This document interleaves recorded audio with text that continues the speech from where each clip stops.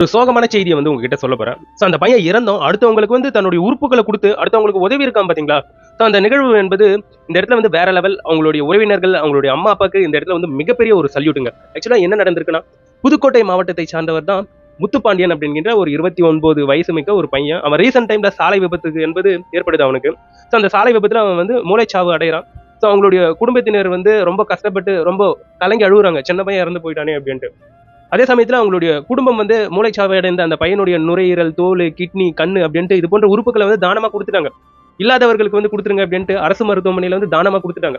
அவனுடைய உடம்புல இருக்கக்கூடிய உறுப்புகள் எல்லாத்தையும் எடுத்து ஒவ்வொரு பாக்ஸ்லயும் போட்டு அனுப்பக்கூடிய அந்த விஷுவல்ஸ் எல்லாம் இப்போ ரீசெண்ட் டைம்ல வீடியோஸ்ல வந்து பார்க்க முடிஞ்சது. அதெல்லாம் பார்த்து அவங்களுடைய அம்மா, அவங்களுடைய நண்பர்கள் எல்லாருமே கதறி அழுகுறாங்க. அதெல்லாம் பார்க்கும்போது நம்மளுக்கே மனசு ஒரு மாதிரியா இருக்கு. ஸோ சாலை விபத்து எவ்வளவு மோசமானதுன்றது ஒரு புரியுதா? ஒரு பையன் காலைல ஏந்து குளிப்பான், அவனோட ட்ரெஸ் கழட்டி இங்க போட்டிருக்கும், அவனுடைய அடிச்ச சென்ட் அங்கேயே இருக்கும், ஆனா சாலை விபத்து நடக்கும், அடுத்த நொடி மரணம்.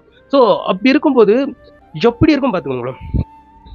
ஒரு மனுஷன் நமக்கு முன்னாடி ஒரு பையன் நல்லா இருந்த பையன் டக்குன்னு இருந்துட்டானா அது எவ்வளவு பெரிய ஒரு வேதனையை தரும். அதே மாதிரி தானே அவங்களுடைய அம்மா அப்பாவுக்கு அவங்களுடைய ஃப்ரெண்ட்ஸுக்கு அந்த வேதனை வந்து கொடுத்துருக்கும்.